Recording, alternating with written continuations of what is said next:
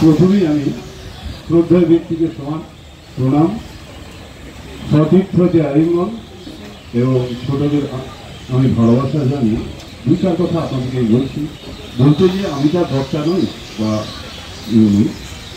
প্রথমেই আপনাদেরকে আমি তারিখ দিচ্ছি, অশেষ ধন্যবাদ দিচ্ছি জুনিয়র ডাক্তার দিকে, যে আপনারা দেখছেন কর্মবিরতির মধ্যে একটা রোগী আমারই পেশেন্ট ওখানে পড়েছিল, সুদীর্ঘ পথ অতিক্রম করে বেলদা থেকে 30 কিলোমিটার পথ অতিক্রম করে আমি রোগীটাকে একটার সময় এখানে নিয়ে এসেছি।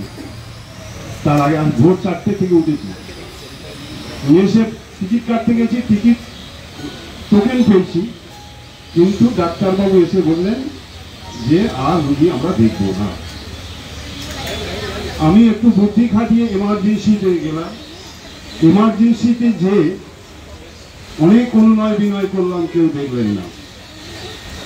প্রেসারটা নিলাম, আমি নিয়ে আমি এখানে রেখে দিলাম যে কালকে আমি আজ ভোর থেকে লাইন দেবো, প্রথমেই আমি লাইনে থাকবো, আমি ডাক্তার দেখিয়ে তারপর যাব। সেই রুগীটা আপনারা এখান থেকে লক্ষ্য করে সেই রুগীটাকে নিয়ে আজকে আপনারা এতে দেখাচ্ছেন, কর্মোদ্যোগ নিয়েছেন, এটার প্রতি তারিফ না জানিয়ে আপনাদেরকে আমি থাকতে পারিনি। তাই আমি পথচারী হয়ে আপনাদের, আমি রুগীর সেবক হয়ে আপনাদেরকে অশেষ ধন্যবাদ দিচ্ছি যে আপনারা এই যে উদ্যোগ নিয়েছেন।